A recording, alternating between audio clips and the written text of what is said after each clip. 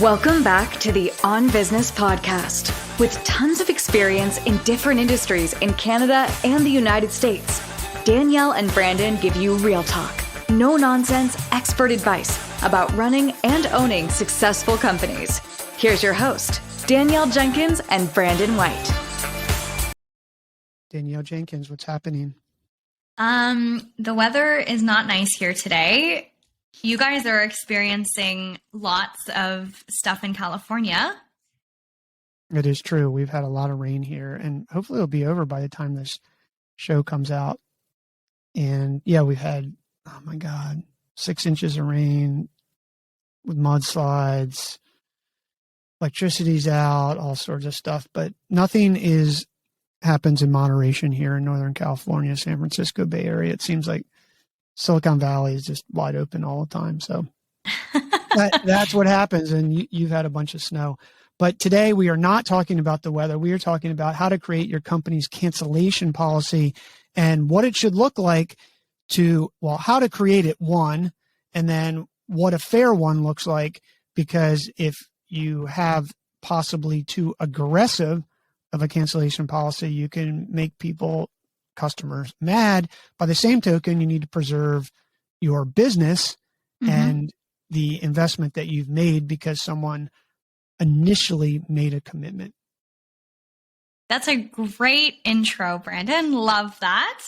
Guys. So I wanted to share today, we had a few people write in saying that they really needed help with a company cancellation policy for their clients, their services, anything like that, whether you're a massage therapy person, a house cleaner, a lawn person, like whatever it may be, it's always important to have a company cancellation policy. So it's important, one, you don't think you need one until your business starts to suffer.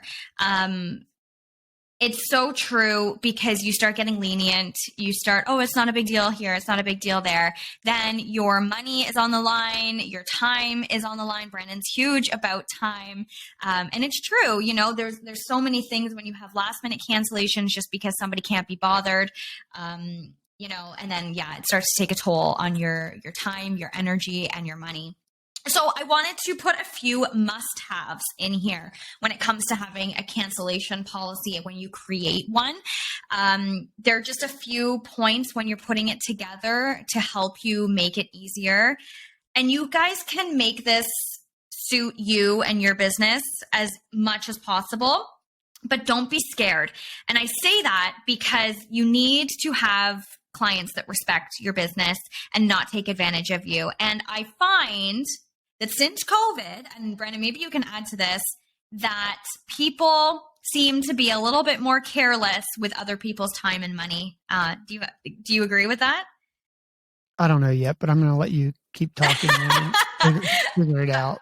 All right. So I'll just get right into it. Must-haves for creating a company cancellation policy. Number one, a time frame to cancel your service or appointment without a penalty. So for example, we give 24 hours because we always have a waiting list of clients. So 24 hours is perfect time to be able to get a new client or another person waiting in that time. So if a client scheduled for Monday emails today to say that they need to cancel their appointment on Monday, they will not have a penalty. With that, you need to have a late cancellation penalty. So if they do it inside of the time frame that you're given. So for our clients, if they give less than 24 hours notice from their appointment start time, they need to pay 50% of what the service would have been. And I know some people here, they do like hourly or not set times or whatever, but you can figure that out accordingly. So for us, if they have a job that's $400 in tomorrow, for example, and they email now, we're going to have to charge them $200 of that because our employees are guaranteed stable work hours. So it's not our employees' fault that our clients canceled. So we would pay our employees anyway. So if we can't fill it with any of our waiting list clients or anything like that, then we're still going to pay our staff, and at least that 50% covers the wages and the expenses for that staff member to be covered payroll wise. Number three, a contact for cancellations. Have it clear in your policy. So ours is you must cancel your service via email, not phone, because we've had the countless times of, well, I called you and left a message. No, you didn't, Susan. We know you didn't. So it must be via email to our main headquarters office email within business hours. This is another one. We've gotten people email at 3 a.m. to cancel for the following day, like on a Friday or something for Monday. Well, nobody's in the office on a Saturday, so nobody's going to get that. So we need it on Friday between 8:30 and 5:30, which is in our company policy for all of this. And again, not by phone. We want it to be email because it's trackable. We had somebody who, and I'll just give a little example here. We had somebody who was with us for about 8 months. They experienced some personal issues. They had to cancel their services. They forgot to cancel their services. So we showed up to do their regular service and they turned us away. Well, it was like an $800 service and they turned us away saying that they canceled and that they literally bent over backwards, black and blue in the face, saying that they called and left us a voicemail last week to cancel services. Well, they didn't. We saw that they got the appointment reminders. We saw that they got all the stuff. They didn't call, and we ended up being a little lenient, still only charging them the 50%, but we should have charged them the full amount. So make sure you have that via email, via text, or something that is trackable. And then number 4, a place for a signature. What this means is when you obtain a new client and you have this in place, they know this, they have to assign on it and acknowledge it. So for example, when we get a new client, they get a new client package. In that new client package, it has our service terms and cancellation policy. They must sign on that, send it back to us, put in their file before we can even book their services to prevent things like this. So those are my must-haves for a company cancellation policy. I like those. For us, we are a software company, so it's around subscriptions, and it's basically we want to charge on a yearly basis because we don't want churn, but we will refund people on a monthly basis. So it's not prorated by day. It's prorated by month. So at the end of the month, it would cancel. And we do that for a lot of accounting reasons. It would just be a complete nightmare with eventually for us, thousands of customers, and an accounting nightmare that would be. And the system could probably keep up, but to do it on a monthly basis is easier. And I think the main thing is just be clear. In the software business and the subscription business, the challenge is nobody reads those terms of service. I mean, do you read the terms of service when you sign up? No, you just hit yes because you want the service and you just agree. And a lot of those terms of service they say you have to give 30 days notice or something like that. So the challenge with those things is that people don't read them. Someone wants to cancel and then they just get mad. Yeah. I want to cancel right now. Just let me cancel right now. And I have canceled subscriptions and it has been monthly and I just live with it. It doesn't make me mad. But someone actually did do this to us, is their service wasn't performing to what we needed. And I think they had a 90-day cancellation policy. And I understand why they did that for their business, for sure. But by the same token, if you're not performing and your service isn't what we need, 90 days is a little bit crazy. So, I mean, ultimately, I did fight them, but the trouble is I'll never recommend them again. So it's this double-edged sword where you need to have something to protect your business. I don't know, as you were talking, what do hairstylists do? What do real estate agents do for people who said they were going to come and you had 5 homes and you canceled 3 other? You didn't cancel. You basically told people that you were already busy.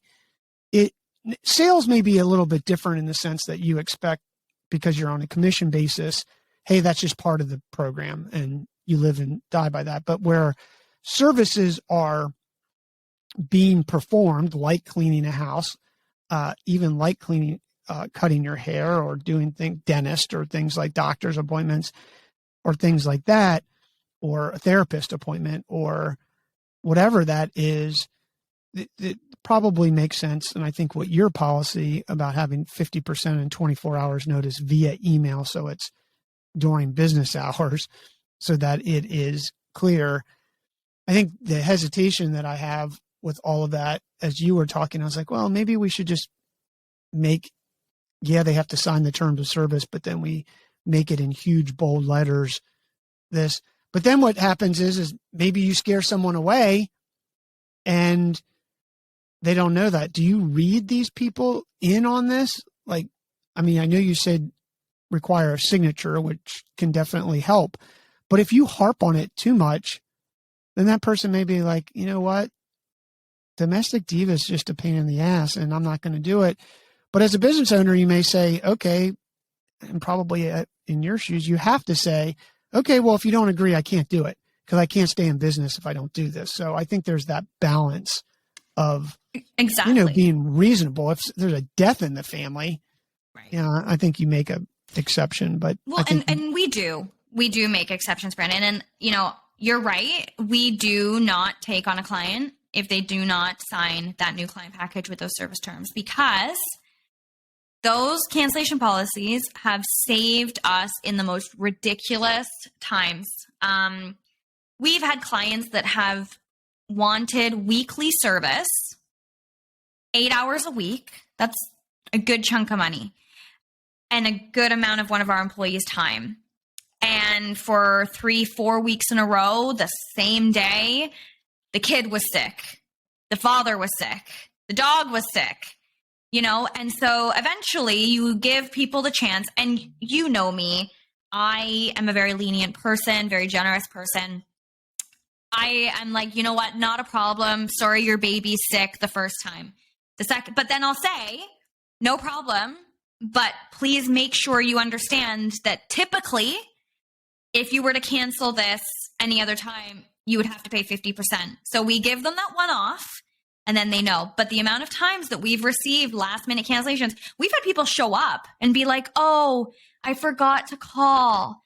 We actually can't have the service today because whatever. I have to take the dog to the groomers. Like, whatever the reason is. Well, sorry, not our problem.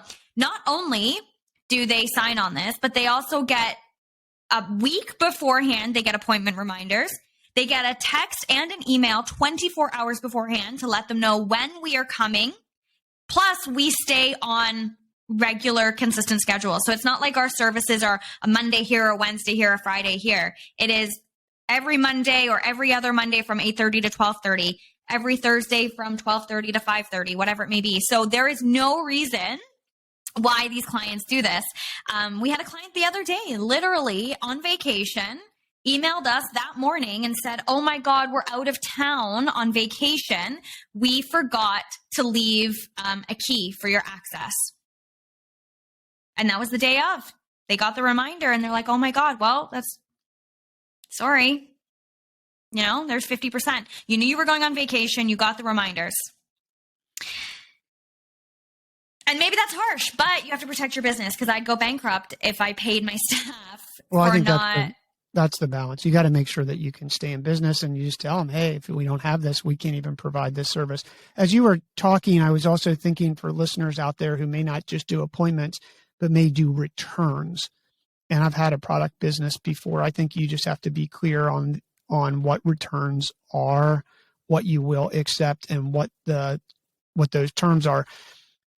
On the product side, on the returns side, which is really a cancellation, I'm canceling this product essentially, you do have to understand that free returns is going to increase lift on your sales, but it also may increase returns, which may decrease your revenue. So again, the same thing applies that we're talking about here in services business, whether that's a person coming to perform something or a software as a service. It's the same thing with a product. Is you're going to have to worry about returns because maybe your sales lift 10% by having free returns, but returns are 9% and actually cost you more money. So you have to figure this thing out in the spreadsheet. And that's really what we're saying here. This cancellation policy thing, Danielle, is very much driven by a financial model, which Totally. says if we have to pay our employees and don't have revenue to cover it, then we eventually can't afford to have our business. So you really do need to model. Cancellation policy isn't just a policy that you make up out of your head. It's something that you model in your spreadsheet of what you can afford to withstand, so to speak. Mm-hmm. So in your case, and you explain this, that 50% will at least cover, maybe break even. Maybe break even. It at least gets you some of it covered, so that you're not going completely broke by covering a full day. So, and it's probably what the customer could swallow. Because if you said 75%, based on whatever your margins are, that may cover you to break even, they might not do it. So you have to look at this in your financial model. I only mention that because I think a lot of people and business owners think that you just make these things up. No. you need to model this in your spreadsheet, in your financial model, that says, what can I afford? Mm-hmm.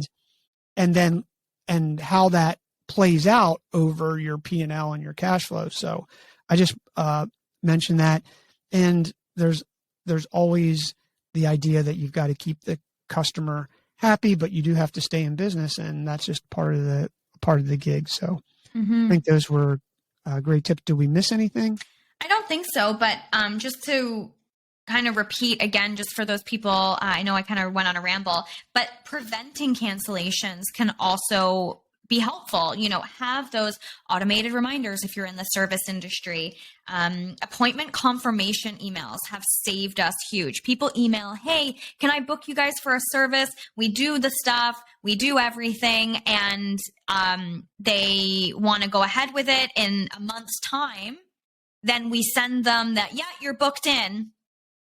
And then the day of, they're like, oh, well, I forgot, or, oh, I didn't confirm. So when we book people in, we put in there, please respond to this email that this appointment time works for you, or cancellation policy will apply.